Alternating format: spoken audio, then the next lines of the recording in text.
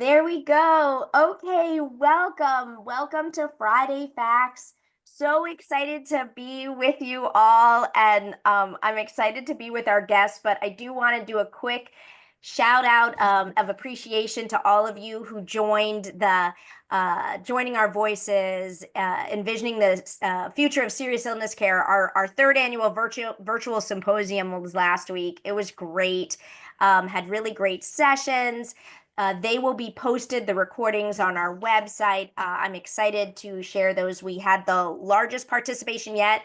I was crunching the data. We had over 154 people participate, unique people. Many people participated on multiple days and multiple sessions. And so it was really wonderful and look forward for you all to be able to see the recordings for those that you may have missed. Quick reminder that next week is our monthly meeting, next Friday, and we have a lot to debrief about. I am still letting folks in. There we go. A lot to debrief about the symposium. It is National Family Caregivers Month. Yay! So Yay! happy Family Caregivers Month. And there's a lot of excitement. I know myself and some others are going to conferences in DC.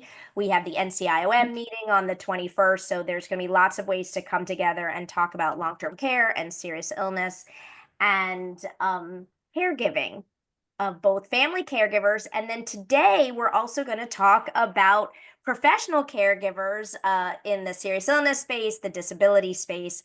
And so I'm so excited. My new good friends, and I will put in the chat great pictures because I'm not sure if it will have stayed from we were chatting before we started. I met Elianna Horner and Colby Wilkinson. What was it, about 3 weeks ago now? I have an adorable radio show, Aging Well Together, and they came on the radio show to talk about their new organization, the G Day. And we had so much fun. I was like, you know what? We need to tell the North Carolina Serious Illness Coalition about this. We have history here of diving in first to learn a little bit about each of you, but I want to do something a little different.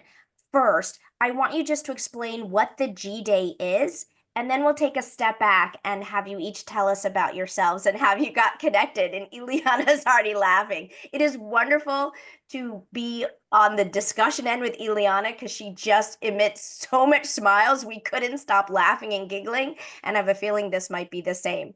So, either of you, Colby, do you want to at least first define what the G Day is? Yeah, absolutely. So we are a brand new organization that focuses on two essential aspects for people with disabilities and without disabilities, really for the whole community.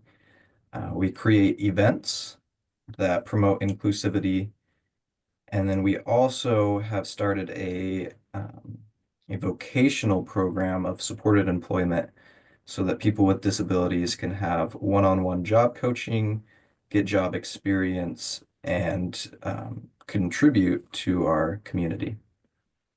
And what does, and Eliana, if you want to share this, and then we're going to get in what does, but I'm going ahead and adding our fun radio show pictures. Oh, wait, I'm adding the wrong one.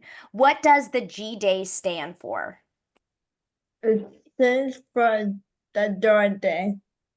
The good day, that everyone should have a good day. All right. So let's do a little bit of background. Eliana, tell everyone a little bit about yourself. I am Elianna. I'm 20 years old. I live at the tree house. But now I am at my parents' house. Back to the airport. Yes. So Eliana is 23. Colby, I'm outing you too. You're also 23, which my daughter's 23, and we found that out at the end. So my daughter's excited to meet them. So Eliana's 23, and you live at the G house normally, but you're back with your parents today because you're on your way to go to the airport. I know because we were talking about this before. You're going to Kansas City. Now, I think I remember, but where do your parents live? In Cary. They live in Cary. And you're from North Carolina. Yes. Yes. And I just because I know a little bit because we were on the, and you are in college also, correct? Yes. And where do you go to school? Wake Tech. Wake Tech. I have 4 more weeks to graduate. So. You're graduating in 4 weeks? Mm. Nice. All right. That is wonderful. Excellent. And I'm sorry they don't get to see all of you. And I'm putting the picture up. You have the coolest color chair. Your chair is this, I'm putting the picture up. It's like this awesome aqua fluorescent blue. It's like there's so you give off so much cheeriness even in your chair. It's amazing. um, all right, Colby, and you're relatively new to our North Carolina world. Again, I know some things already. Go ahead and share your background and what brought you to the G Day. Yeah, absolutely. I moved here 3 months ago. I moved here from Alaska. I was recruited over here to help start the G-Day organization. My brother was over here, and he's the one that recruited me. They said they were looking for someone who has experience working with people with disabilities and as well as some entrepreneurial background, which I was lucky enough to have both all throughout high school. I ran my own little shoe reselling company, and then I also have been working in the disabilities field for about 7 years. And so it felt like a perfect fit, and I moved across the country to start the G-Day. I know. I when I first heard that, and folks, feel free if you have follow-up questions, because this is my second time being able to hear that. I was like, what? You're from Alaska? You ran a shoe resale business, which we still need to talk about because I'm excited about that. But I love hearing about your background working within the disability community because I want to segue your personal experience into I know what some of the I know you have a three-pronged mission for the G Day, and I know this group especially is going to be really interested in your effort around workforce. So, talk more about the work that you did and how it's your brother's Braden, right? Yes. And how you decided to start this organization and encourage other folks to be in this workforce. Yeah, absolutely. So here at the in Chapel Hill, and we all live together. I am Eliana's roommate. We have two people that live here with cerebral palsy, and then one kid that lives here with autism. And we are expanding in January, and another wonderful lady is moving in with cerebral palsy. And the owner of this house that we're living in, he is a longtime businessman in the printing industry. He's been very successful over 30 years, and his son has cerebral palsy. And he's noticed, there's a lot of programs for people with disabilities while they're in high school and kind of just coming out of high school, but then there's this huge drop off of programs and, what do they do if they're done with school and college. And so the idea behind that is to, offer them a fulfilling workplace so that they're continuing to build skills that they learned previously, and they're able to apply this into real life. And I'm so excited about that through our caregiver. We had a caregiver champ. We still have a caregiver champion initiative, and hearing the concerns about parents of children with disabilities. And then, as you said, they age out of the school system, and then, like you all, in their 20s, and my friend's son, and trying to find both a community, engaging place to live, engaging place to work.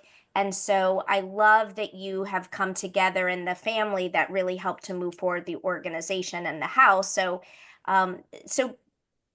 in terms of your three focus areas, because then I'm really going to focus on your workforce. So you have an organization where you and well, you have a house that you're all living in, which I think is wonderful. And it's a group, how many, and there's a group of you, right? Some there's helpers like you and there's participants, right? So it's like 6 or 7 folks living together. Hmm. Yeah, all in their 20s. So like and not too far from me. So did find out they have pizza night on Wednesdays. So I am gonna go over. So I love that you're living together in a house. And then talk about some of the activities that you do together, because I know the main one is to find great activities and experiences. And then I'm gonna go back to the workforce issue. I'm looking at you, Elianna. I She's know. an event girl. Elianna, share some of the experiences that you've done as a group. We each day on recess we watch TV, music. So we- one of the TV and music is always playing all the time. So you watch a lot of TV and listen to a lot of music? Yes. What was the program? Mm, I think she's talking about like day to day what she's doing. Yeah, in the house. Hmm.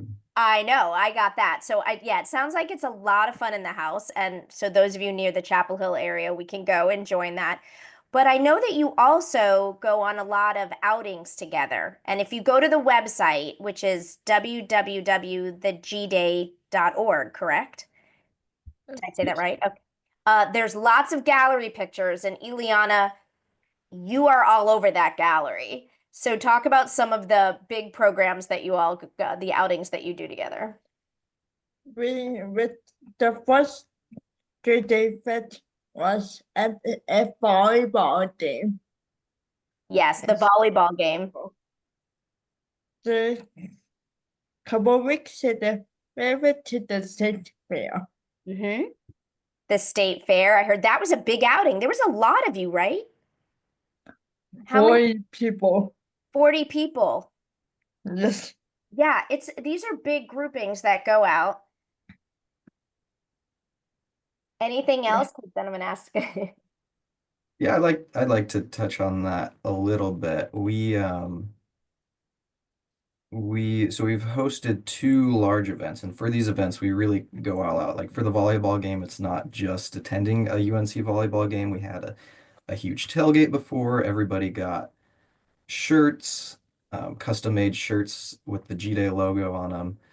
We made signs and posters and had a big tailgate. And then for the fair, we also made shirts for everybody. They were bright orange, so we made sure we were able to keep track of everybody. Yeah.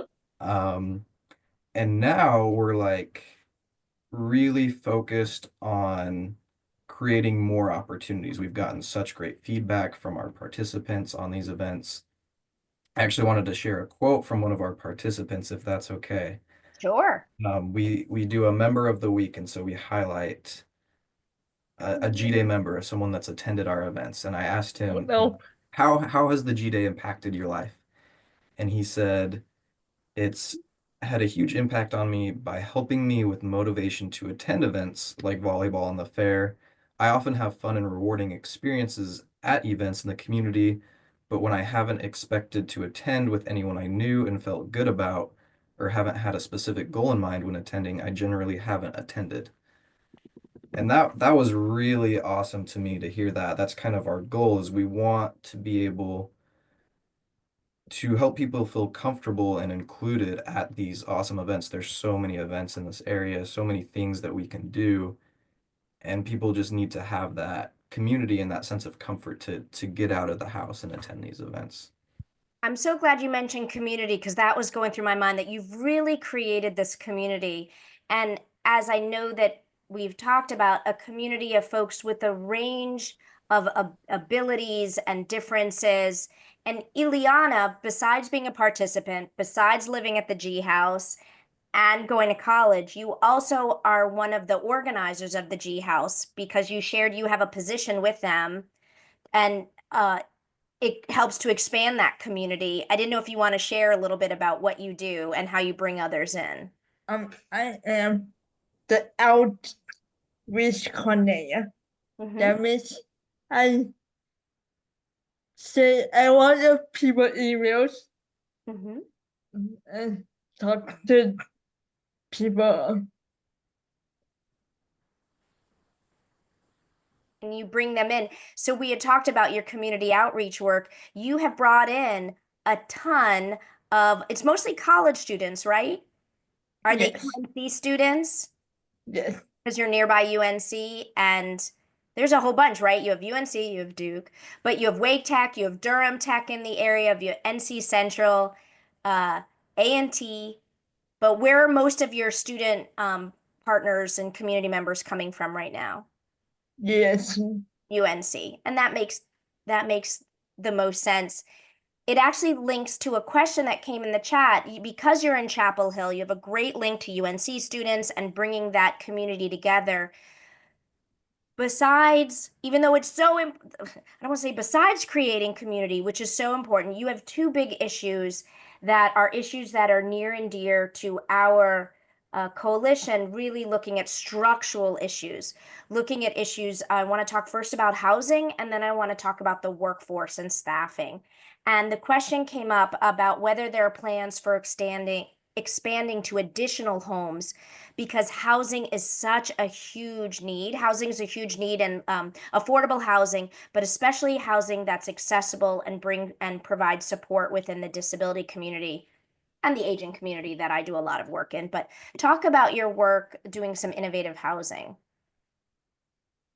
Yeah, absolutely. I'll be the first to say I am not too involved with the house planning, but I can give a brief background on it. Right now we have three people with disabilities living with us, living full time. Our house is accessible and we are expanding. We're building we're turning the garage, we had a garage, we're turning it into a house. It goes very fast. They're Last building, week, it did not look the same. yep, they are building very quickly. And it doesn't look So the same. Okay, good. that'll be done hopefully by the end of this year. And so we're adding a new person into the house. We have 7 acres of land, and the plans are to build as many houses as possible on that land that are all accessible. Right now we're called the G House, and we're hoping to change that into the G Community, and where we have multiple houses on this land, all accessible, available for people with disabilities. I love that. And I have so much I want to ask about there.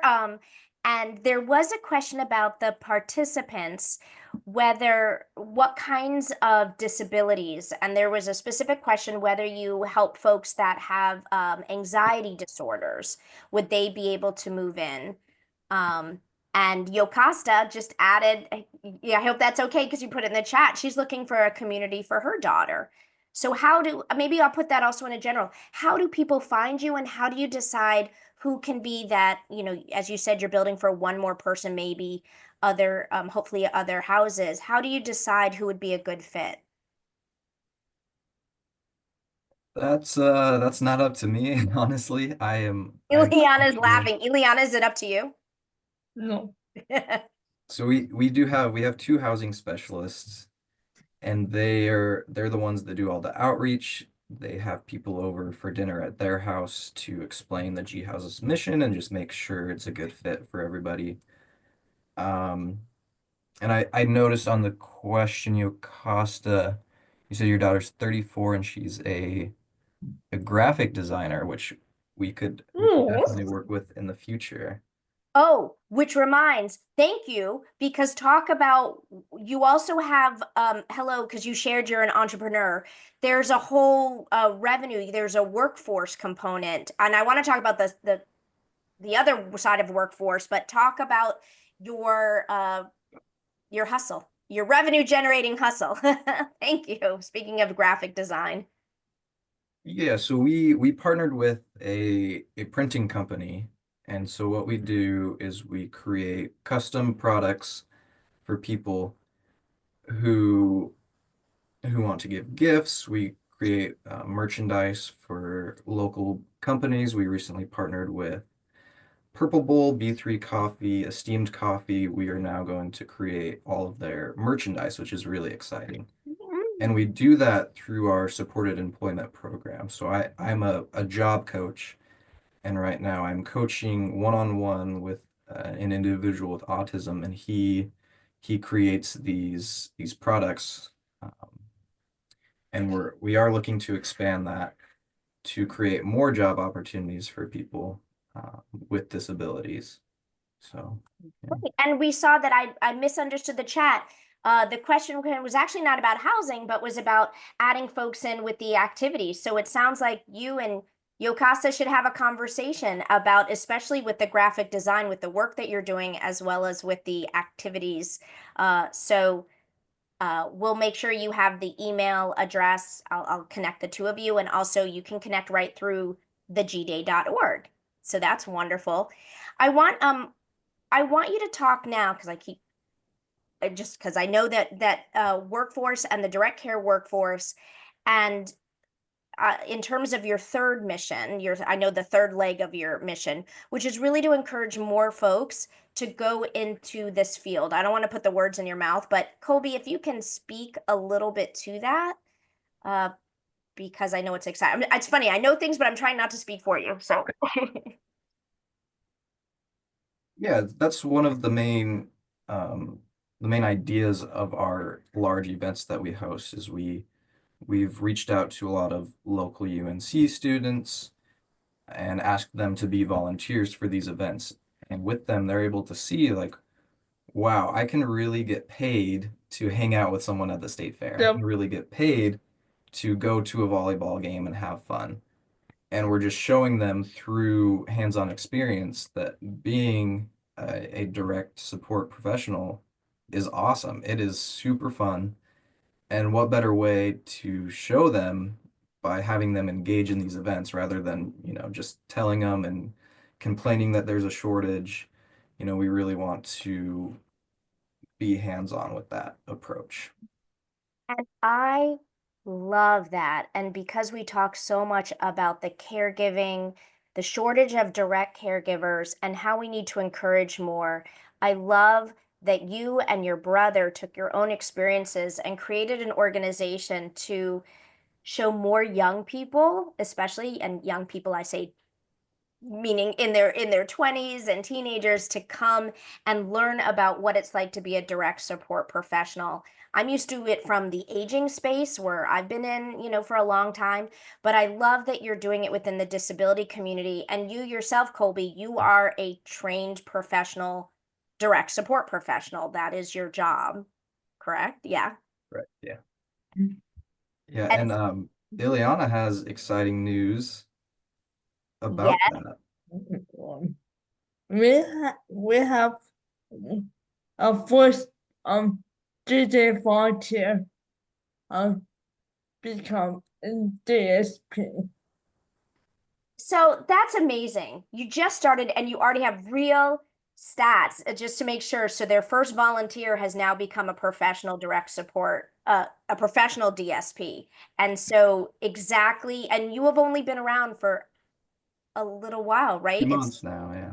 Yeah. Yep. I mean, that's amazing. And I like talk about great results because Eliana, you and I talked about it, and how many direct support professionals do you have that support you? Self actually for every day. You have Cool. 4 every day. And And one birthday oh, we can count where yeah, the themselves. I got that. Braden doesn't count anymore because Braden is Colby's brother who started the organization and then moved away. But you had shared that there are 5 folks that you have trained as DSPs and now 4, and the fact that they can come and have a great event with you, go to the volleyball games, go to the state fair, see how fun it is at the G House. And I love that you've created an actual career pathway. That's brilliant. There is another question about, are you familiar, and Colby, you're super new here, so if not, have you heard of Carriaya? I have not. Okay, so we'll talk more about that. Carriaya is a way for folks to do, um, it connects generally older adults, but it corrects older adults who need some companion support with a group of folks, generally college students, and it's a matching of caregivers and people who need care, and it's generally their applicant pool are college students, and it's very active around here, and it might be an interesting way for the folks that are interested that come to your activities and want to get involved. There's already a number at UNC, but maybe that it's a way that as they're being trained to become direct support professionals, they can also be a part of that. So that's a really good connection, Mary. Thank you. Yeah, thank you. I will definitely look into that. I made a note of it. So we have a few minutes left. What, and I just want to make sure, and it's funny, I had all these questions, which we pretty much spoke about, but through all of this, what are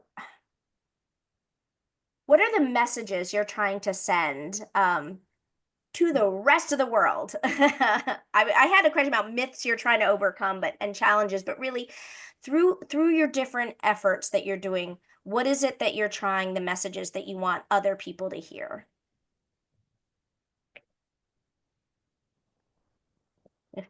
I love when I ask a question, Elianna starts laughing. Do you Elianna, want to take this one, want to take Eliana? that? You want to share your thoughts, Eliana? What do you want people to know about living with a disability or working with folks with a disability or having a G day? It's almost fun every day. Um, I really well and a lot. I think I think that's wonderful. It's really fun. You all have a great time. I think folks, I get in this bias. We get heavy with like the burdens and the challenges and like, oh, how are we going to deal with this and this and this? And this is my second time now being with you all, and you're like, we have so much fun. Our days are great. It's wonderful to work together. It's wonderful to go on activities together. And I know it fills me with lightness, and I was hoping that it would do it to the other participants as well on our call today. Colby, what are your messages that you want to share? Looks like Colby froze a little bit. Oh, I think Colby froze on us just a tiny bit. We'll let him come out. Oh, there you go, Colby, you froze I just a did tiny freeze. bit. Yes, sorry. Perfect timing. We have 1 minute left. In your 1 minute, what is it the kind of messages and the takeaways you want to make sure folks know about the G Day? I think simply to have a good day, and it's that mindset. We have a lot of, issues that we're addressing, but we don't focus on that. We don't focus like, oh, there's no support professionals, there's nothing to do. Our mindset is we're gonna have a good day and we're gonna make one for ourselves and for those around us. And we do that through these events, through our mindset, through everything, really, as that's our mindset is to have a good day and help others do the same. I love that. And I can't believe I was rushing into my office and I forgot my jewelry, my swag. Uh, I can't believe thank you, Eliana. Tell folks what that says, because I think this is a great way to close it up. And I can't believe it's in the other room and I don't want to make you wait. It's say promise have checked the day. We give people the opportunity to have a good day and help people with have a good day. That I love my hashtag promise, hashtag the good day, because it Kobe, I'll ask you with 1 minute. You shared, what do you say to yourself every morning? I'm sorry. I love this because I found Oh, it so inspiring. yeah, so I put it on every morning. And, and the first thing is to make a good day for yourself. And so I make sure I take care of myself. I do my self-care. I go to the gym. Whatever makes me happy, I'm going to do that day. And so in return, I can go out and help others have a good day as well. I I think we're gonna end it there. Thank you for everything you're doing. Thank you for sharing your story. Thank you for helping to advance a good day for all of us and for the field. And to the rest of you, thank you so much. Have a good day and make it a good day. I like to say make it a great day. And I will see you all next week for our monthly meeting. Colby and Elianna, thank you so much. Thank you. Thank you.